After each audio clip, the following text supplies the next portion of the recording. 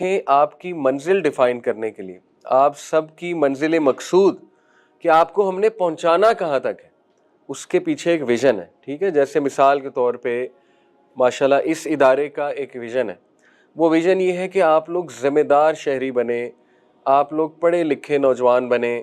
آپ لوگ کو یہ بھی ویژن ہے کہ کسی کو بیوروکریسی میں بھیجا جائے، کسی کو جج بنوایا جائے انشاءاللہ، کسی کو جو ہے نا بہت ہائی رینک آفیسر بنایا جائے، تاکہ آپ لوگ سکسیسفل دنیا میں بنے اور آپ لوگوں نے دین بھی پڑھا ہو. ٹھیک ہے، یہ ہے منزل مقصود، لیکن وہ آسان نہیں ہے. اس منزل مقصود پر پہنچنے کے لیے آپ کو ڈسپلن، نظم و ضبط، رولز کا عادی بننا پڑے گا. ادروائز دیکھیں بہت سے لوگ ہیں جو رولز کو فالو نہیں کرتے لائف میں، جنرل بات کر رہا ہوں، جو لاپرواہ ہیں. ٹھیک ہے، جو نظم و ضبط کا خیال نہیں رکھتے ہیں، تو پھر آگے جا کے ان کے معاملات بھی خراب ہوتے ہیں. ٹھیک ہے، آگے جا کر وہ اس طرح سے سکسیس کو اچیو نہیں کر پاتے. تو یہ بھی اگزامپل آپ یاد رکھیے گا کہ آپ ایک ریل گاڑی کی طرح ہیں اور آپ کا ٹریک ماشاءاللہ بہت اچھا ہے. دیکھیں 5 نمازیں، ہو سکتا ہے کبھی کبھی آپ کے دل میں آ جاتا ہے، انسان ہے کوئی بات نہیں، ہو سکتا ہے کبھی کبھی آپ کے دل میں آ جائے کہ یار آج نماز سکپ کر دوں. ہو سکتا ہے فجر پہ اٹھتے ہوئے آپ کو بڑا ہو کہ یار یہ کیوں میں اٹھوں فجر پہ. ٹھیک ہے، وضو کرنا پڑے گا، پہلی صف میں کھڑا ہونا پڑے گا، یہ کیوں ہو رہا ہے؟ تو دیکھیں نبی صلی اللہ علیہ وسلم نے گارنٹی دی ہے. دیکھیں نا، ہمارے نبی نے گارنٹیاں دی ہیں کہ جو انسان 5 وقت کی نماز پڑھتا ہے، اللہ کا وعدہ ہے اس سے کہ اللہ اسے جنت دے گا. اور جنت کتنا خوبصورت ہے، آپ سوچ بھی نہیں سکتے، ہمیشہ ہمیشہ کی زندگی ہے. پھر یہ ڈسپلن کے لیے ضروری ہے. جو بندہ 5 وقت نماز پڑھ رہا ہے وہ ڈسپلنڈ ہے، اس کی لائف میں نظم و ضبط ہے. پھر آپ دیکھیں کہ فجر کی نماز جو پڑھتا ہے، اللہ کے نبی صلی اللہ علیہ وسلم نے فرمایا کہ بشارت دے دو ان لوگوں کو جو اندھیرے میں مسجد کی طرف جاتے ہیں، کیونکہ قیامت والے دن ان کے پاس کیا ہوگی؟ لائٹ. ٹھیک ہے، یہ صحیح حدیث ہے کہ آج وہ اندھیرے میں جا رہے ہیں، لیکن اس وقت جب لائٹ کی ضرورت ہوگی قیامت میں، آپ کو پتہ ہے نا ایک جگہ آئے گی میدان حشر میں جہاں پچ ڈارکنیس ہوگی، اندھیرا، وہاں پہ کچھ لوگوں کے پاس روشنی ہوگی. وہ خوش نصیب لوگ ہیں جو فجر کی نماز پڑھتے ہیں. ٹھیک ہے، تو دیکھو کتنا فائدہ ہے. تو ان چیزوں سے آپ اپنے آپ کو موٹیویٹ رکھا کرو کہ نہیں، اگر میں زبردستی بھی پڑھ رہا ہوں، مجھے زبردستی بھی پڑھائی جا رہی ہے تو اچھی بات ہے.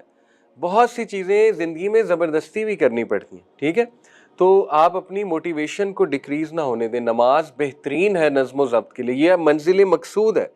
نماز آپ کی ڈائریکشن ڈیفائن کر رہی ہے کہ آپ اچھے بنو گے. دیکھو نا، ان الصلاۃ تنہی عن الفحشاء والمنکر. جو بندہ وضو کر رہا ہے وہ پاک رہ رہا ہے، جو پاک رہ رہا ہے انشاءاللہ وہ گناہوں سے بچ جائے گا. ٹھیک ہے، ہم انسان ہیں، گناہ ہو جاتے ہیں، کوئی بات نہیں، لیکن انشاءاللہ نماز سے آپ گناہوں سے دور رہیں گے. تو یہ بہت خوبصورت ایک ڈائریکشن آپ کی ڈیفائنڈ ہے، اس کو کبھی بھی بوجھ نہ سمجھنا. ٹھیک ہے، اس کو انجوائے کریں اور اس پہ شکر گزار ہوں اللہ کے کہ آپ ان چند خوش نصیب نوجوانوں میں. دیکھو کتنے نوجوان ہیں جو بلیئرڈ کھیل رہے ہیں، سنوکر وہاں کلب میں جا کے اپنا وقت برباد کر رہے ہیں، اسموکنگ کر رہے ہیں. ٹھیک ہے نا، سوٹے لگا رہے ہیں بیٹھ کے. اللہ تعالیٰ انہیں بھی ہدایت دے، ہم ان کے لیے بھی دعا کرتے ہیں.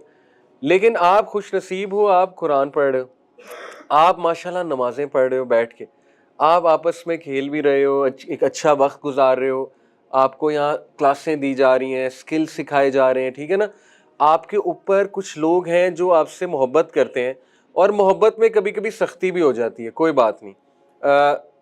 ماں باپ جو ہے نا وہ سختی بھی کرتے ہیں، تو آپ نے مائنڈ نہیں کرنا. تو یہ آپ کے اساتذہ یہ ماں باپ کی طرح ہیں ڈیفینیٹلی. تو یہ کبھی کبھی سختی اس لیے کرتے ہیں کہ آپ ٹھیک ہو جائیں، آپ کی یہ ریلوے، آپ کی جو ریل گاڑی ہے نا، یہ ٹریک سے نہ ہٹ جائے، کیونکہ آپ اسپیشل لوگ ہیں. آپ لوگوں کو ہم نے ٹریک سے نہیں ہٹنے دینا انشاءاللہ تعالیٰ. ٹھیک ہے، تو اس کے لیے ضروری ہے کہ ہم نظم و ضبط کے مطابق چلیں، رولز کو فالو کریں. جو رولز بنا دیے گئے ہیں وہ بہتری کے لیے بنائے گئے ہیں تاکہ کسی کے ساتھ زیادتی نہ ہو.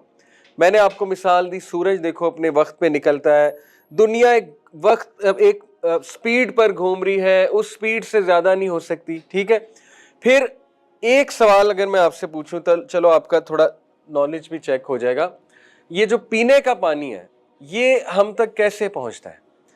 یہ ختم کیوں نہیں ہوتا دنیا سے؟ کہاں سے آ رہا ہے؟ چشموں سے آ رہا ہے نا، سپرنگز ہوتی ہیں نا، چشمے.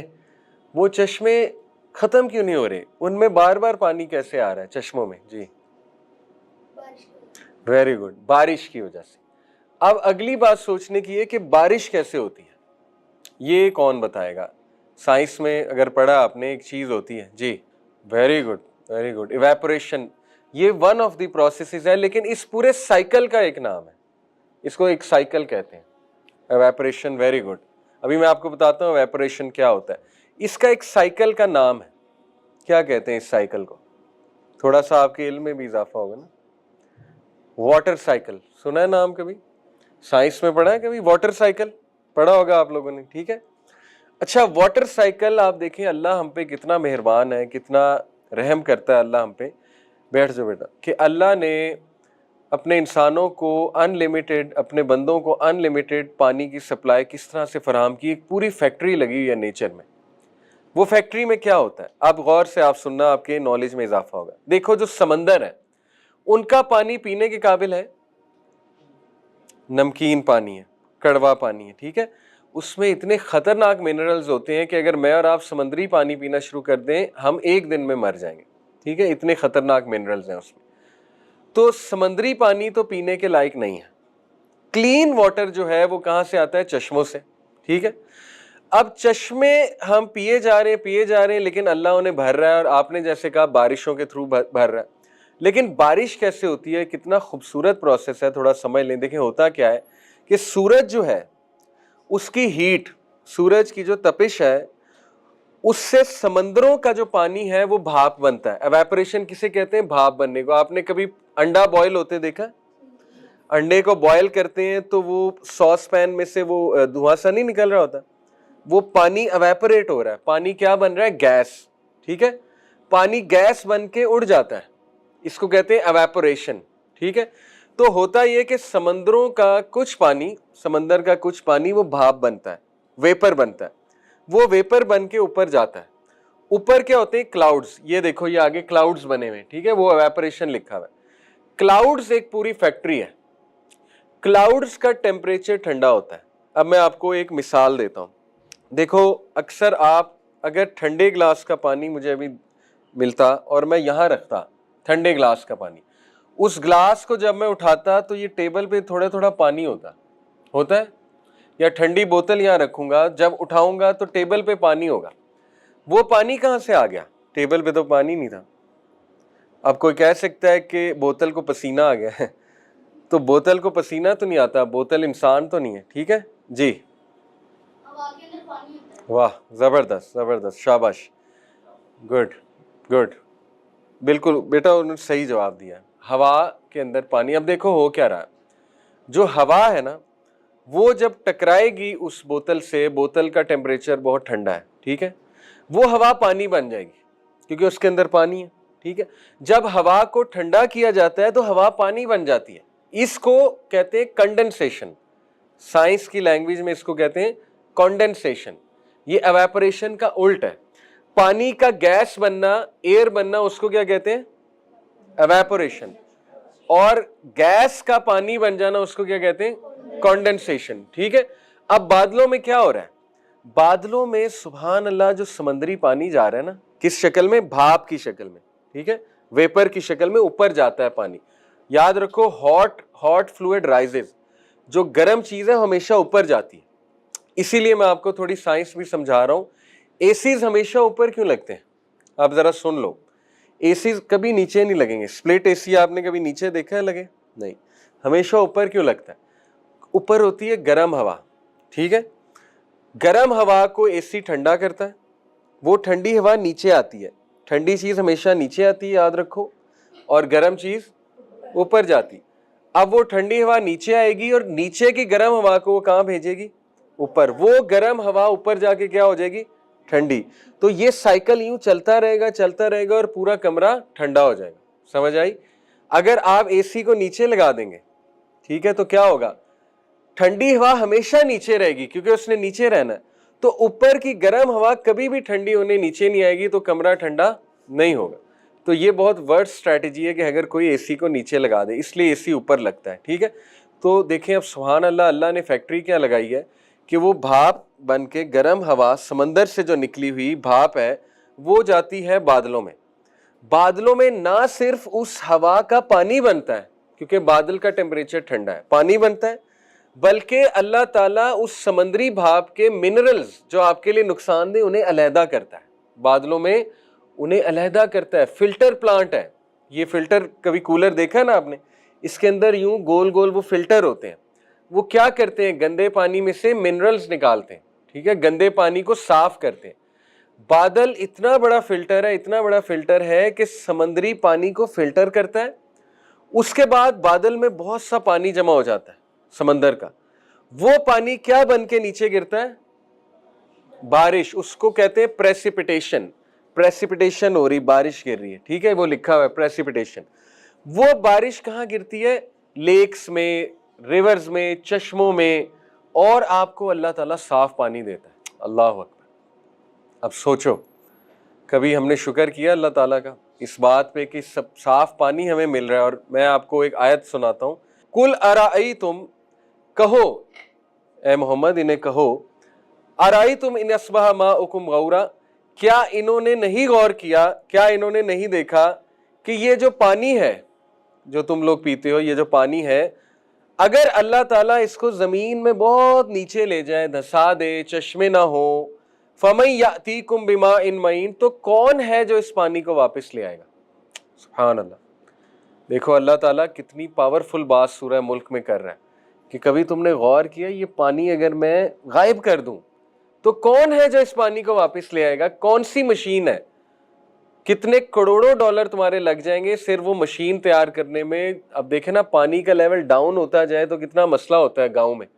آپ کو پتا ہے نا، پانی نیچے ہوتا ہے، ٹیوب ویل سے وہ پانی اوپر آتا ہے. تو سوچیں کہ ٹیوب ویل کا اتنا گہرا پائپ لگانا پڑے کہ 200 میٹر 200 فٹ نیچے ہے تو کتنا پرابلم ہو جائے گا. اب اللہ کہتا ہے کہ سوچو 200 میٹر نہیں، اس کو 2 لاکھ فٹ میں نیچے لے جاؤں، تم لوگ کیا کر لو گے؟ کچھ نہیں کر سکتے. ٹھیک ہے. افرأیتم الماء الذی تشربون، کیا ہے اس کی ٹرانسلیشن؟ تو کیا تم نے کبھی سوچا یہ جو پانی تم پیتے ہو، کیا تم نے کبھی سوچا ہے جو پانی تم پیتے ہو؟ سبحان اللہ.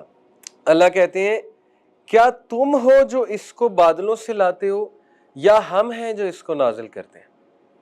کیسا تماچا ہے انسان کے منہ پہ. ٹھیک ہے کہ یہ جو پانی تم پیتے ہو اس کو کون، واٹر سائیکل کون چلا رہا ہے؟ جو میں نے ابھی سب آپ کو ایکسپلین کیا، تم تو نہیں چلا رہے. آپ کو پتا ہے سنگاپور ایک کنٹری ہے، سنگاپور نام سنا ہوگا. ٹھیک ہے، سنگاپور نے پہلا آرٹیفیشل واٹر سائیکل دنیا میں بنایا.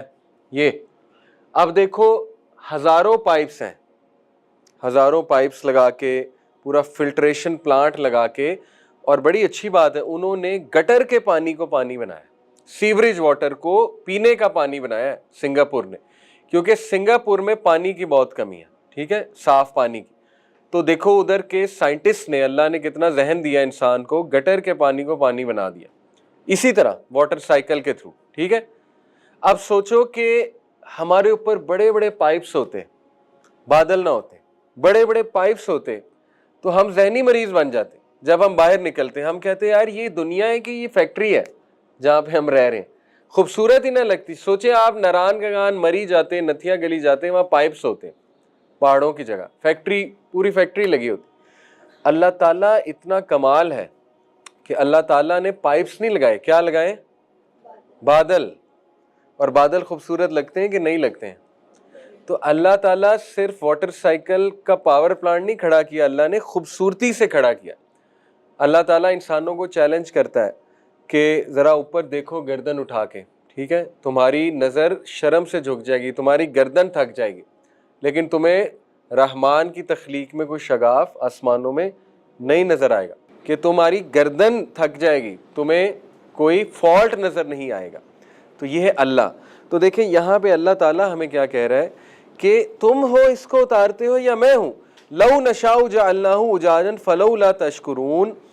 اگر ہم چاہتے، اللہ اکبر، اللہ کہتے ہیں اگر ہم چاہتے اس پانی کو نمکین بنا دیتے، کیا کر لو گے تم؟ اف، سوچو. کبھی قرآن کو آپ نے اس نظر سے پڑھا ہے؟ پورا واٹر سائیکل اللہ چیلنج کر رہا ہے ہیومن بینگ کو کہ اگر ہم چاہتے اس کو نمکین بنا دیتے، تم لوگ کر کیا لیتے؟ سنگاپور کو کروڑوں ڈالر لگے صرف چھوٹا سا پاور پلانٹ بنانے میں. اللہ کہتا ہے کہ پوری دنیا کو، تم پورے انسانوں کو پانی پلا سکتے ہو؟ تم ان کو جانوروں کو پانی پلا سکتے ہو؟ کون ہے ان کو پانی پلانے والا؟ کھربوں لوگوں کو پانی کون پلا رہا ہے؟ اللہ۔ تو اسی بات پہ آپ نماز پڑھا کریں۔